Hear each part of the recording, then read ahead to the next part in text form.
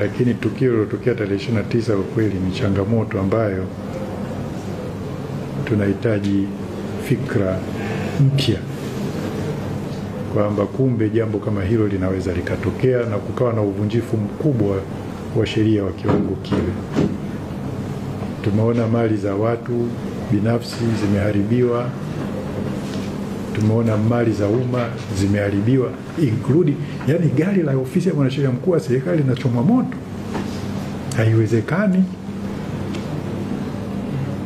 Si ndio JG? Ndio. Nimeambiwa kwamba na gari yetu nao limechomwa moto, dereva kakimbia. Lakini wanasheria sisi tuko mahiri na tunajua tutakuja na solution nzuri. Kule kwenye MTC kule tunataka tukafikiri namna fulani ili tuweze kuishauri serikali vizuri. Najua watu wa vyombo vya ulinzi na usalama na wao wana sehemu yao na wao watafikiri kivyao. Lakini sisi hatuwezi tukasema kwamba lile ni swala la kiusalama tu. Hapana, lile ni swala la kisheria. Yaani sheria zimepuuzwa, zimevunjwa. Tena mwanasheria mkuu wa serikali ametoka amezungumza kwamba mkifanya hivi ni kosa, wameenda kufanya. Kwa hiyo nilisema nianze na hilo kwa sababu baada ya kuwa pale nimeitwa na nimeshapewa majukumu. Moja wapo ni hilo, kuliangalia hili kisheria, lakini umeniongezea na kidiplomasia. Kwa hiyo basi, lakini uzuri sisi tuna watu mahiri. Tuna watu mahiri, yani kuna watu wana akili, sijui kama kitu gani.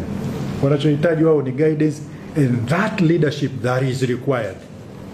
Feed them, bas, motivate them. Hiyo solution itapatikana ya kisheria na hata kama ya kidiplomasia. CPD yupo, DPP yule pale, katibu mtendaji yupo kwenye masuala ya sheria, Solicitor General yupo, katibu mkuu wetu huyu hapa, so humble, very passionate,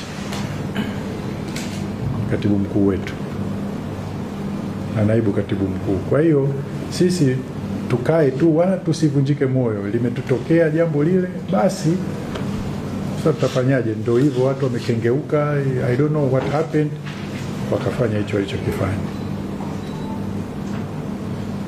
Kwa hiyo lazima tuje na solutions za kisheria. Haiwezekani mtu mmoja amekaa nje ya Jamhuri ya Muungano wa Tanzania, dada tu, hata ukimwangalia pia rais yake anawaambia watu wakafanya hivyo na wanaenda kufanya kweli, alafu imetokea anaanza kutamba, anasema bado nitakuja kivingine, lazima tumkamate. Mimi nakwambia DPP, huyu lazima tumkamate. Tuangalie kama tuna extradition agreement with the United States, tuangalie tu, tutafikiri tu. Lakini hawezi yule kututambia kwa kiwango hicho, yani ana admit kwamba hicho yeye ameinjinia kukifanya na bado atafanya zaidi. Sasa sisi tunamwachaje?